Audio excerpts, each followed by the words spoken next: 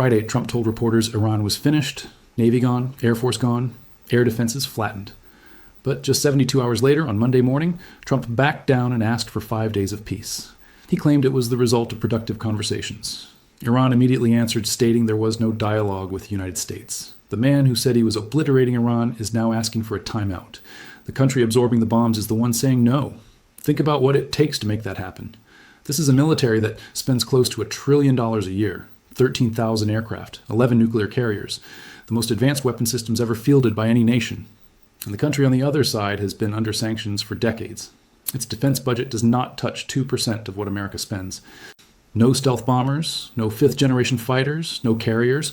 The country just pushed both American carrier strike groups over 1,000 kilometers backward. Amid retaliation attacks, Iran tracked and struck an F-35. First time in history that jet has taken enemy fire. It ripped out America's radar and missile defense infrastructure across 7 countries, billions of dollars worth. It shut down the Strait of Hormuz and triggered what the IEA is now calling the worst energy disruption since the 1970s.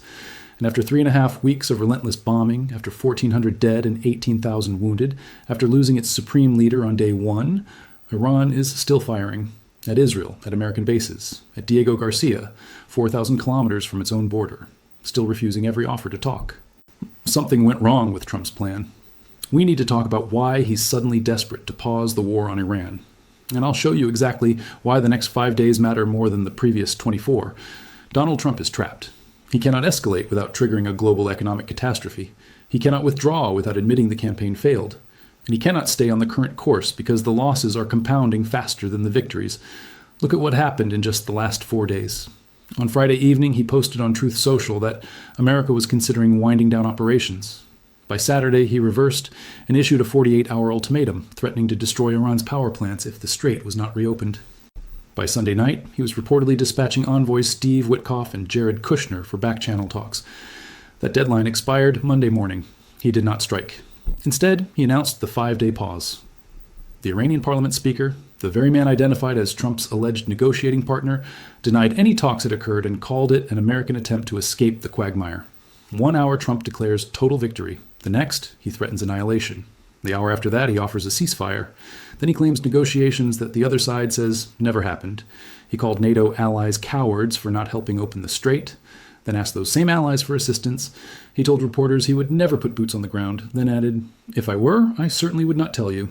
That is not strategy." That is a man looking for an exit he cannot find. Every defense ministry on earth is watching this. Every country that operates American weapons or hosts American bases is recalculating. But first, we need to understand how Iran broke the machine. On March the 19th, a U.S. Air Force F-35A Lightning II made an emergency landing at a regional base after flying a combat mission over Iran. The pilot had shrapnel wounds. CENTCOM confirmed the landing but would not specify the cause. That same day, Iran's Revolutionary Guard released footage showing what it described as a direct hit on the aircraft. 2 sources with knowledge of the situation confirmed to American media the jet was struck by an Iranian munition. This could become the first publicly confirmed case of an F-35 taking enemy fire in combat. The entire $1 trillion program rests on one promise: stealth. The aircraft's geometry and radar-absorbent coating make it nearly invisible to conventional radar. Iran did not bother with radar. Iran used passive infrared tracking, eye systems that detect the heat signature off the engine rather than electromagnetic reflections off the airframe. The specific system reportedly used is known as the Majid, a domestically modified infrared-guided missile platform. The F-35 was flying deep inside Iranian airspace on a penetration strike mission. That profile tells you CENTCOM believed Iranian air defenses were already neutralized. That assessment was wrong. No photograph of this damaged jet has been released. The pilot survived. But the actual condition of a $100 million stealth fighter remains unconfirmed. Japan operates F-35s. South Korea, Australia, Singapore, the United Kingdom, half of NATO. They all fly this aircraft or have orders pending. If a sanctioned country with a fraction of America's budget can track and strike this jet using infrared sensors, the entire pricing model and strategic justification for the platform changes overnight. The thermal signature data the IRGC now holds from that engagement is worth more to Chinese and Russian counter-stealth programs than a decade of espionage. We will come back to why that matters. The F-35 was not the only thing falling. By March the 17th, more than a dozen MQ-9 Reaper drones had been confirmed destroyed during Operation Epic Fury. Some shot down by Iranian air defenses. Others hit on the ground by incoming missiles. Each Reaper cost between $13 and $16 million. At confirmed numbers, that is over $200 million in drone losses alone. The Air Force stopped ordering new Reapers back in 2020 because planners already knew they were too slow and too visible against any competent air defense network. They were counterterrorism tools designed to loiter over Afghanistan and strike targets that could not shoot back. Sending them into Iranian airspace was a doctrinal mismatch, and Iran exploited it using the same passive infrared approach that hit the F-35. Then there are the three F-15E Strike Eagles. On day 2, March the 1st, all three were downed over Kuwait, and what CENTCOM said was a friendly fire incident caused by Kuwaiti air defenses. All 6 crew members ejected safely. 3 advanced American fighters lost in a single friendly fire event. That does not happen in modern warfare, not with the identification systems these jets carry. No detailed explanation has been provided. The incident remains under investigation. Each F-15E is worth roughly $87 million. That is $261 million gone before the war was 48 hours old. Add the KC-135 that crashed in western Iraq on March 12th, killing all 6 aboard, in an incident the U.S. military said was not the result of hostile fire or friendly fire. 13 American service members dead, roughly 200 wounded. Those are Pentagon-confirmed numbers. But those aircraft losses, as staggering as they are not the reason Trump offered a 5-day pause. The reason is what Iran did to America's eyes, and that story is worse. On the opening day of the war, February the 28th, Iranian forces struck the AN/FPS-132 Block 5 early warning radar near Al Udeid Air Base in Qatar. Satellite imagery confirmed the hit. Debris from one of the radar's 3 phased array faces scattered across the building's roof. This is not a portable unit. The AN/FPS-132 is a massive fixed installation, a UHF phased array system that tracks ballistic missiles at ranges exceeding 5,000 kilometers. It provides 360-degree early warning coverage for every layered defense system in the region. Qatar purchased it in 2013 for $1.1 billion. It is the only one deployed anywhere outside the continental United States. Pentagon sources estimate 5 to 8 years to replace it. Iran targeted it first because destroying it was a force multiplier for every missile strike that followed. Once this radar went dark, every intercept became harder, every warning window compressed. Iran knew exactly what that would do. Most people think THAAD is untouchable. In reality, THAAD is only as good as its radar. The AN/TPY2 is THAAD's sole sensor. Without it, the battery is a launcher with no eyes. Only 16 of these radars exist on Earth. Each cost between $250 million and $1 billion. Satellite imagery confirms Iranian strikes damaged or destroyed AN/TPY-2 radars at Muwafaq Salti Air Base in Jordan, where photos show a blackened site with 13-foot craters flanking 5 destroyed trailers. At Prince Sultan Air Base in Saudi Arabia, where a radar shelter was charred. At Al Ruwais in the UAE, where strike markings cover THAAD battery structures. And at Al Sadr, also in the UAE, where 4 buildings took hits in the first 72 hours. The Jordan radar was reportedly destroyed by Iranian drones costing between $20,000 and $60,000 each. A $60,000 weapon destroyed a system worth up to $1 billion. That cost ratio tells you everything about this conflict. Total confirmed radar losses amount to roughly $2.7 billion. Total U.S. equipment losses in the first 14 days are estimated near $4 billion. To plug the gaps, the Pentagon started pulling THAAD and Patriot systems out of South Korea and redeploying them to the Gulf. That weakens deterrence against North Korea to patch a region where the shield is already shredded. During the 12-day war last June, the U.S. fired over 150 THAAD interceptors, 25% of its entire global stockpile. Each costs $15.5 million. The current conflict is burning through them faster. Iran's missiles cost a fraction of what it takes to stop them. And Iran can manufacture replacements faster than Lockheed Martin can. Now the Navy. The USS Gerald R. Ford, the most expensive warship ever built at $13 billion, caught fire in its laundry room on March the 12th. It took over 30 hours to put out. 600 sailors lost their beds. 200 were treated for smoke inhalation. The ship had already been at sea nearly 10 months straight, redeployed from the Venezuela operation to the Middle East with no break. Its 650 toilets kept breaking down. Morale had collapsed. The Navy is investigating whether the fire was deliberately set by crew members trying to end their deployment. The Ford sailed to Crete for repairs on March the 18th. It is out of the fight.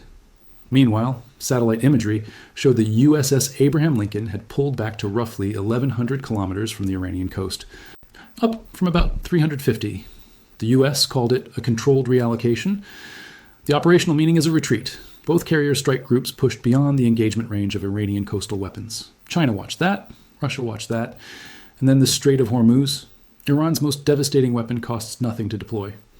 Since roughly March the 4th, Iran has enforced an effective closure using radio warnings, attacks on merchant vessels, and the collapse of commercial shipping insurance. 20% of global oil flows through that waterway, around 20 million barrels a day. When Iran shut it down, the impact was immediate and global. Brent crude crossed $100 by the 8th of March and later hit session highs around $119. In east Gulf oil production dropped by at least 10 million barrels a day by mid-March, the largest supply disruption in the history of the global oil market. The IEA released 400 million barrels from emergency reserves, unprecedented. Maersk and Hapag-Lloyd suspended all Middle East routes. Over 150 ships sat anchored outside the strait, waiting. At least 21 confirmed Iranian attacks on commercial shipping. Fertilizer prices surged from $4.75 to $6.80 per metric ton, directly threatening the American Midwest planting season. Goldman Sachs raised the probability of a U.S. recession this year to 25%. India's Prime Minister Modi compared the crisis to COVID and began repatriating over 220,000 Indian nationals from the Gulf.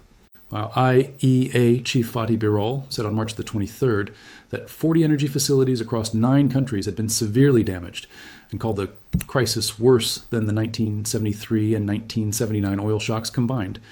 Trump gave Iran a 48-hour ultimatum on Saturday. Reopen the strait or your power plants get destroyed. Iran's parliament speaker responded that if power plants were hit, critical energy infrastructure across the entire Gulf would be irreversibly destroyed.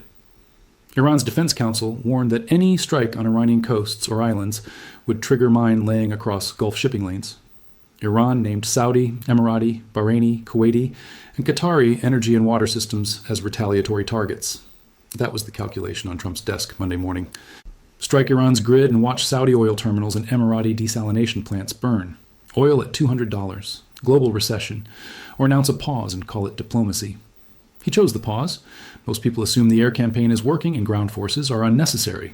In reality, 5,000 Marines are already converging on the Gulf. The 31st Marine Expeditionary Unit, 2,200 Marines from Okinawa on the USS Tripoli, the 11th Marine Expeditionary Unit, 2,500 Marines from San Diego on the USS Boxer with 2 additional amphibious assault ships. The 82nd Airborne canceled exercises, fueling deployment speculation. Pentagon planners are reportedly considering seizing Karg Island, Iran's primary oil terminal handling 90% of its crude exports. Karg sits about 26 kilometers off Iran's coast and roughly 300 miles northwest of the Strait of Hormuz, within range of every remaining Iranian weapon, ballistic missiles from inland tunnels, rocket artillery on the coast, explosive drone boats, shore batteries. One retired rear admiral put it plainly, if we seize Karg, they turn off the spigot on the other end. A former Army officer called it somewhere between a suicide mission and a self-imposed hostage crisis. Trump originally planned to finish this war before a scheduled trip to China at the end of March. That trip is now postponed. This was supposed to be an air war.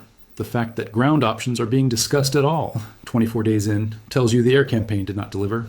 Iran's Foreign Minister Abbas Araghchi said it on CBS on March the 15th. We never asked for a ceasefire, and we have never asked even for negotiation. We are ready to defend ourselves as long as it takes. He also said, we were talking with Americans when they decided to attack us, and that was for the second time. That second time reference matters. Iran was in diplomatic contact before the June 2025 strikes, and again before February the 28th. Both times it got bombed. From Tehran's view, American negotiations are a prelude to violence, not an alternative. Iran's new supreme leader, Mojtaba Khamenei, who replaced his father after Ayatollah Ali Khamenei was killed on the opening day, has not appeared in public since assuming power. In a written Nowruz statement, he called the war a gross miscalculation and said Iran had delivered a dizzying blow to its enemies. Iran's losses are enormous. Over 1,400 dead, more than 18,000 wounded, 15 senior officials killed. Civilian neighborhoods in Tehran hit directly, and still, Iran is the side refusing to talk. Still launching missiles at Dimona and Arad in Israel. Iran struck a U.S. Fifth Fleet Service Center in Bahrain early in the war, and later fired missiles toward Diego Garcia, still keeping Hormuz sealed. The IRGC's message to Gulf states hosting American forces was direct. You gave your soil to attack us. We will not remain silent. Here's where it connects. Iran said no to the ceasefire. Iran said no to negotiations. Iran said no to reopening the strait. The stated plan was 4 to 7 days of overwhelming strikes followed by capitulation. Day 24, the IRGC is still firing. The strait is still shut. The radar shield covering American bases from Jordan to the UAE is functionally degraded. An F-35 was hit. A dozen Reapers gone. A $13 billion carrier docked in Greece. The other carrier 1,100 kilometers from the fight. 5,000 Marines heading toward a ground war nobody planned for. Brent crude near $100. The IEA calling it the worst energy disruption in history. Both governments telling their publics they are winning. Both narratives containing claims that cannot be independently verified. Apply identical skepticism to CENTCOM, saying its jets fly freely, and to Iran claiming 104 drone kills. The evidence sits between those stories. And it says one thing. Neither side planned for what is actually happening. Thanks a lot for watching. What do you think? Join the discussion in the comments below. Let me know your thoughts. What happens after those 5 days are up? Will this war escalate further? Let me know. And please subscribe and like the video if you want to stay updated. And click the video on the screen to see another. I'll see you soon.